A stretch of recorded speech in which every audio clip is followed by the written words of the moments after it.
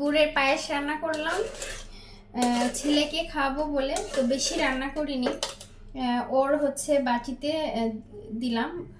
গুড় দিয়ে রান্না করেছি তো সুন্দর একটা মিষ্টি মিষ্টি কালার আসছে। আর এটা এখন হচ্ছে মুগ্ধর বাবার জন্য রাখবো।